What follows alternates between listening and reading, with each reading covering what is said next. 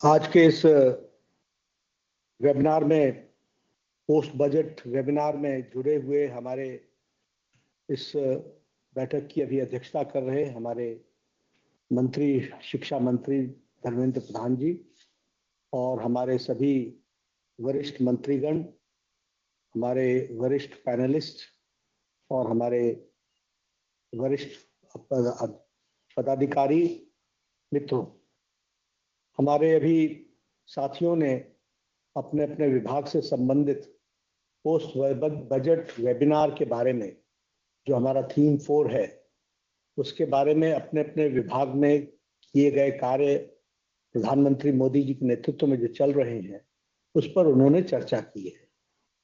मैं भी अपने चर्चा को अपने विभाग तक सीमित रखता हुआ जो विषय इन्वेस्टिंग इन द पीपल, इस थीम पर जो हम सब लोगों ने काम किया है उस पर चर्चा करूंगा। जहां तक इन्वेस्टिंग ऑन द पीपल का सवाल है, आज ही हमको हमारे प्रधानमंत्री जी ने बताया कि इन्वेस्टमेंट इन पीपल और इन्वेस्टिंग इन पीपल की जब हम बात करते हैं तो उसके 3 पिलर्स हैं: शिक्षा, स्किल और स्वास्थ्य।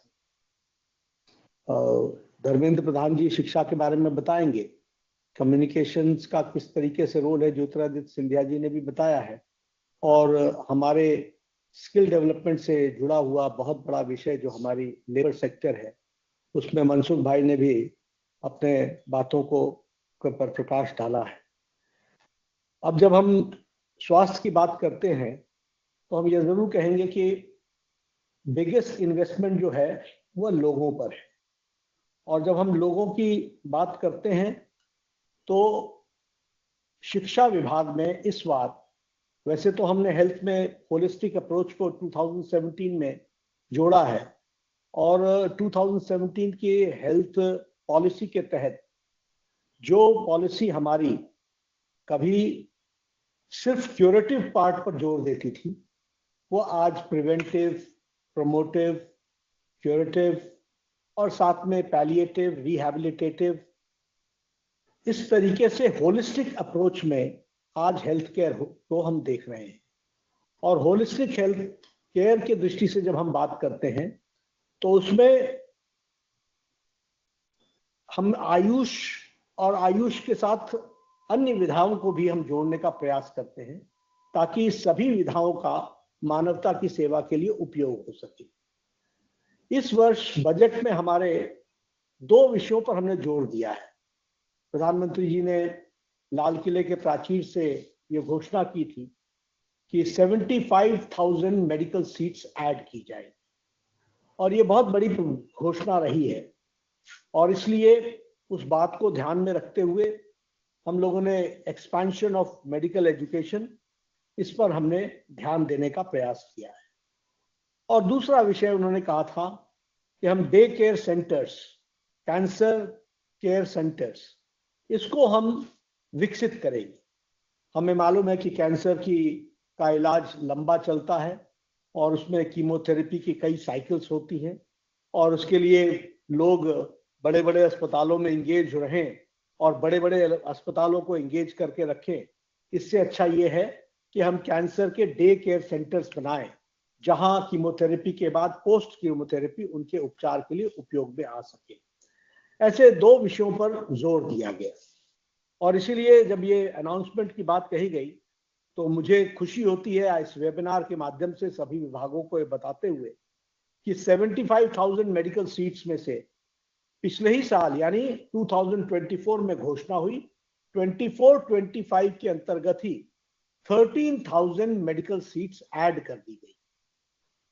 और इस साल यानी 25-26 में बहुत कंजर्वेटिव अप्रोच भी लेकर के चले तो भी हम 10,000 सीट्स ऐड करने वाले हैं, और उसके माध्यम से हम मेडिकल सीट्स के दृष्टि से एक कारगर कदम उठाते हुए आगे बढ़ने का हम प्रयास करते हैं। मैं आपके साथ ये भी शेयर करना चाहता हूं कि डे केयर सेंटर में हम लोगों ने तय किया है, यानी डे कैंसर केयर सेंटर में हम लोगों ने तय किया है कि every district will have one cancer care centre, day cancer care centre. अब इस वर्ष हम लोगों ने 200 डे केयर कैंसर सेंटर्स को हमने स्थापित करना है और इस लक्ष्य को लेकर के हम चले। जब हम मेडिकल एजुकेशन की बात करते हैं तो उसके साथ साथ हम मेडिकल हेल्थ सिस्टम की स्ट्रेंथनिंग की बात भी करते हैं। मैं यहाँ आपसे एक बात को शेयर कर दूं कि लगभग 1,75,000 हम लोगों ने आयुष्मान आरोग्य केंद्र खड़े किए। और ये आयुष्मान आरोग्य केंद्र, ये जो प्राइमरी हेल्थ सेंटर यानी जो फर्स्ट कांटेक्ट पेशेंट का या जिसकी हेल्थ की हम चिंता कर रहे हैं उसका करने का कांटेक्ट पॉइंट होगा आयुष्मान आरोग्य मंदिर। और इसमें हम लोगों ने 12 टाइप्स के पैकेजेस की बात कही और 12 टाइप के पैकेजेस के साथ साथ हम लोगों ने 30 साल की उम्र में वॉलंटरली स्क्रीनिंग की बात भी कही है। और स्क्रीनिंग में 3 तरीके के cancer, oral cancer, cervix cancer, breast cancer, महिलाओं के सर्विक्स कैंसर और ब्रेस्ट कैंसर, और पुरुष और महिला दोनों के लिए ओरल कैंसर की स्क्रीनिंग की बात कही है।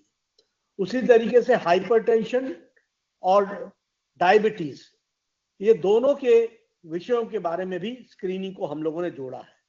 हम लोगों ने नेशनल क्वालिटी असेसमेंट स्टैंडर्ड्स को भी मेंटेन करने की बात कही है। तो एनक्वास में हम सेल्फ असेसमेंट की ओर हम आगे बढ़ रहे हैं। यानी ये आयुष्मान आरोग्य मंदिर जो 1,75,000 सारे देश में विद्यमान है, जो सारे देश के लोगों की चिंता करने वाले हैं, ये क्वालिटी स्टैंडर्ड्स के हों, नेशनल क्वालिटी असेसमेंट स्टैंडर्ड्स बने, उसको एडहर करने वाले हों और एक हम क्वालिटी हेल्थ सर्विसेज दे सकें, इस बात का हम प्रयास इसमें करने का कर रहे हैं। मेडिकल एजुकेशन की अगर हम बात करें तो मैं आपसे शेयर करना चाहूंगा कि 2014 में हमारे पास 387 मेडिकल इंस्टीट्यूशंस थे। आज हमारे पास 780 मेडिकल इंस्टीट्यूशंस हैं और 130% of under graduate MBBS seats का इजाफा हुआ है। उसी तरीके से पोस्ट ग्रेजुएट में 135% सीट्स का भी इजाफा हुआ है। मैं आज के मंथन में एक बात और बताना चाहता हूं कि जो हमारे हेल्थ सेक्टर की दृष्टि से चर्चा में आया है उसको हम लोगों ने बखूबी ध्यान में लिया है और मेरे अधिकारी स्वास्थ्य मंत्रालय इन सारी बातों को की चिंता करेंगे। जैसे मंथन में सुझाव आया कि हम अपनी फैकल्टी डेवलपमेंट को एक हम मैंडेटरी बनाएं कि पीरियोडिक हमारे फैकल्टी की डेवलपमेंट का प्रोसेस चले। बहुत अच्छा सुझाव है और इस सुझाव को हम आगे बढ़ाने का प्रयास करेंगे। हमारी नेशनल मेडिकल कमीशन है, उस नेशनल मेडिकल कमीशन के साथ बातचीत करते हुए इसको हम बढ़ाने का प्रयास करेंगे। एक सुझाव और भी आया है क्योंकि हम एक लंबे लीप ले रहे हैं मेडिकल एजुकेशन में और नीति आयोग का भी इसमें समर्थन मिलेगा। वीके पॉल साहब इसको विशेष करके ध्यान में रखेंगे कि हम timely recruitment after the assessment of the faculty gap, यानी जो फैकल्टी गैप होती है उसमें टाइमली हम रिक्रूटमेंट कैसे कर सकते हैं ताकि रनिंग इंस्टीट्यूशंस में कोई प्रॉब्लम ना आए और मेडिकल एजुकेशन स्मूथली चल सके और एनएमसी का उनको समर्थन बराबर मिलता रहे। इस बात को भी हमको ध्यान में लेने की जरूरत है। अगर हमने मेडिकल एजुकेशन को एक्सपैंड करना है तो एक और सजेशन आया है कि हम फैकल्टी पूल बनाएं और वो फैकल्टी पूल जो है वो मेडिकल फैकल्टी को शेयरिंग बेसिस पर in medical institutions which are in the vicinity. 2 medical colleges हैं, अब 2 मेडिकल कॉलेजेस अलग अलग किस्म की फैकल्टीज रखे, इसके बजाय हम लिवरेज कर सकते हैं कि विसिनिटी में अगर 2 मेडिकल कॉलेजेस हैं तो हम फैकल्टी को उसमें उपयोग कर सकते हैं, उसमें हम एक्सचेंज कर सकते हैं, फैकल्टी को हम शेयर कर सकते हैं। तो इस तरीके की बात भी आई। मुझे धर्मेंद्र जी प्रदेश का जो ध्यान में आता है, जब मैं प्रदेश में स्वास्थ्य मंत्री था तो उस समय हम लोगों ने नया विषय चलाया था कि हम रिटायर्ड टीचर्स को भी फैकल्टी के रूप में उनको हम विजिटिंग प्रोफेसर्स के रूप में हमने लाने का प्रयास किया था। बड़ा सफल प्रयास हुआ था और हमारे जो नए मेडिकल इंस्टीट्यूशंस थे जो अनवायबल थे, उनको हम वायबल करने में हमें सफलता मिली थी। तो इस तरीके से उसको भी हम करने में सफल होंगे, ऐसा मेरा मानना है, अगर इन सुझावों को हम आगे बढ़ाते हैं। हमारी जो प्रैक्टिकल स्किल्स हैं और हमारी कंपिटेंसी है, उसको बढ़ाने के लिए एजुकेशन को हमको प्रैक्टिकल स्किल्स को भी हमको प्रोत्साहन देना पड़ेगा। और हमें अपने करिकुलम को, अब करिकुलम हमारा मेडिकल एजुकेशन का बहुत पुराना हो गया है, नई चीजें आ गई हैं। नई चीजों में डिजिटाइजेशन, एआई, आर्टिफिशियल इंटेलिजेंस और इसके साथ साथ टेलीमेडिसिन, ये सारी चीजें आ गई हैं और हमारे बहुत से डिजिटल हेल्थ टूल्स आ गए हैं। और इसलिए हमको करिकुलम और ट्रेनिंग में भी परिवर्तन करने की आवश्यकता है। जो हम पोस्ट बजट वेबिनार में जब हम बैठे हैं, तो हम अपने बजट को इन बातों में भी हम यूटिलाइज करने वाले हैं और इसको हम मीनिंगफुल ट्रांसलेट करने का हम प्रयास करेंगे, ये हम जरूर ध्यान में रखेंगे। एक जरूरत इस बात की भी है कि हम अपने प्रैक्टिकल ट्रेनिंग और प्रैक्टिकल एक्सपोजर यानी क्लिनिकल एक्सपोजर, ये हम यंगर डेज से अपने मेडिकल प्रोफेशनल्स को देना चाहते हैं। और इसके लिए फर्स्ट ईयर से ही हम इस गैप को ब्रिज करेंगे थ्योरी और प्रैक्टिस में। और इसलिए हमारा प्रयास है कि हम इस तरीके से अपने करिकुलम में परिवर्तन ला करके हेल्थ के एजुकेशन को और वाइब्रेंट बनाए और मीनिंगफुल बनाए, और जो हमारे वर्तमान परिस्थितियों में ज्यादा हमारे अच्छे डॉक्टर्स निकल सके, इस बात को हम उसमें जोड़ सकेंगे। एक बात और मैं कहना चाहता हूं कि हम national digital repository for clinical resources, इसको भी हमने एस्टैब्लिश करना है। और इसके साथ साथ optimal utilization of existing health infrastructure और एक्सपेंशन ऑफ मेडिकल एजुकेशन, ये हमको करने की आवश्यकता है। और जब हम मेडिकल एजुकेशन को हम फुल इंप्लीमेंटेशन करें, तो उसमें हम डिस्ट्रिक्ट रेजिडेंसी प्रोग्राम, इसको भी हम आगे बढ़ाना चाहेंगे, क्योंकि इसके माध्यम से हमारा मैन पावर बढ़ेगा, क्वालिटी मैन पावर बढ़ेगा, और हम अपने हेल्थ फैसिलिटीज में बेटर फैसिलिटीज देने के लिए मैन पावर से हम उनको युक्त कर सकेंगे। यह और पीजी के स्पेशलाइजेशन में भी यह इंक्रीज जब हम सीट्स कर रहे हैं, तो उसमें भी ये लाभकारी होगा, ऐसा मेरा मानना है। हम अपने एजुकेशन के करिकुलम में सॉफ्ट स्किल को भी हम जोड़ना चाहते हैं, और उसमें ट्रेनिंग में भी हमारी एम्पैथी आए, हमारे एथिक्स मजबूत हो, मोरालिटी को हम मजबूती केंद्र स्थान दें, और हमारे कम्युनिकेशन स्किल्स बढ़ें, इस बात की भी आवश्यकता होगी, जिसको हम पूरा करने का प्रयास कर रहे हैं। मुझे पूरा भरोसा है कि जो आपके सजेशंस आए हैं वो सराहनीय हैं, मैं उनका स्वागत भी करता हूं, और मैं कॉन्फिडेंट हूं, मैं आश्वस्त हूं कि बजट के इम्प्लीमेंटेशन में और जो अनाउंसमेंट्स हमने कही है उसको पूरा करने में ये सारे सजेशंस मेडिकल एजुकेशन को एक्सपेंशन करने में लाभकारी होंगे, ऐसा मेरा मानना है। मैं जब कैंसर के डे केयर सेंटर की बात करता हूं, तो कैंसर का ओवरऑल पिक्चर भी आपके सामने रखना चाहता हूं।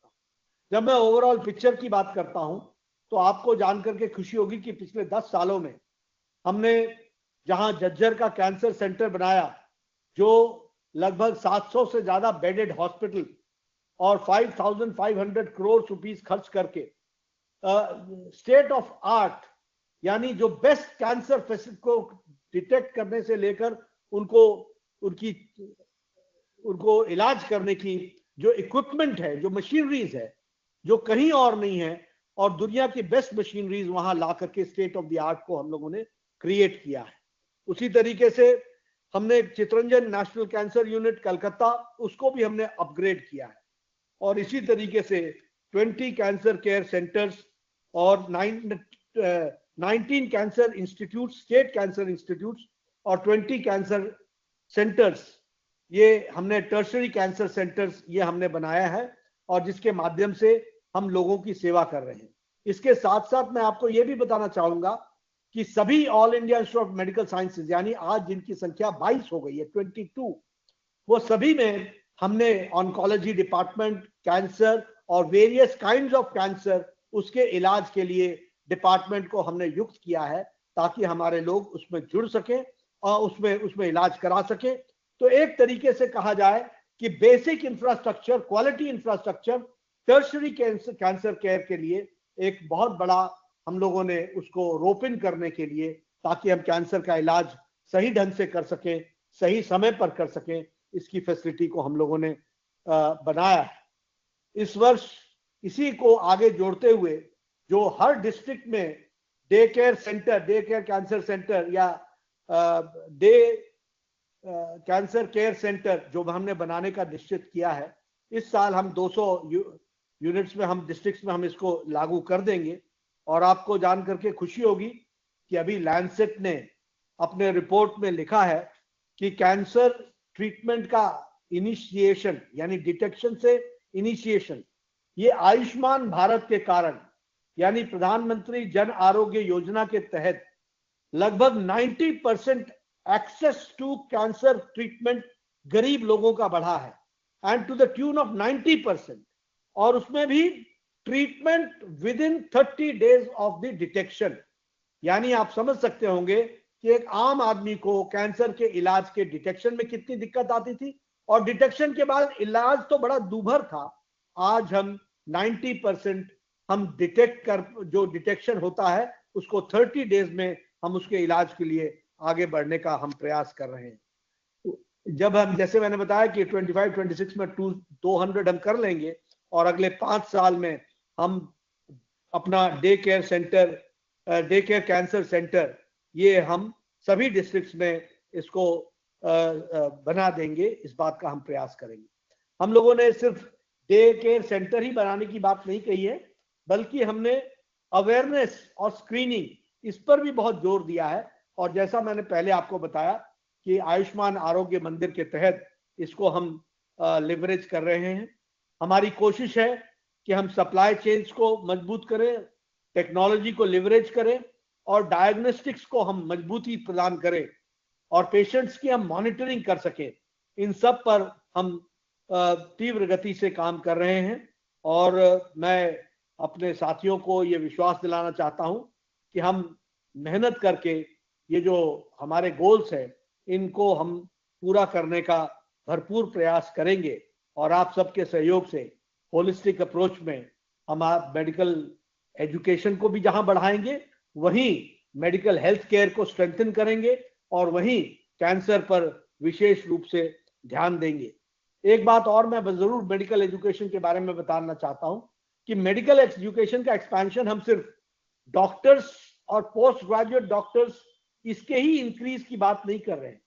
हमारा ये इंक्रीज निरर्थक हो जाएगा अगर हमने पैरामेडिक्स को स्थान नहीं दिया।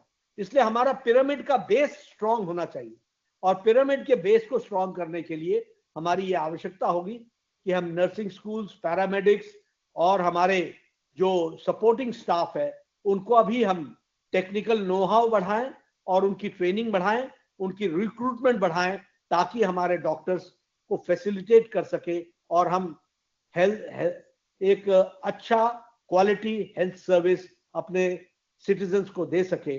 तो जो आज का थीम है कि इन्वेस्टिंग ऑन पीपल, ये इन्वेस्टिंग ऑन पीपल में हेल्थ सेक्टर में हम अपने अपने अधिकारियों के साथ दिन रात मिलकर के बजट के इम्प्लीमेंटेशन से लेकर के क्वालिटी इम्प्लीमेंटेशन से लेकर के ट्रेनिंग को पूरा जोर देते हुए आगे बढ़ने का प्रयास करेंगे। आप सब ने मेरी बात सुनी, आपका बहुत बहुत धन्यवाद।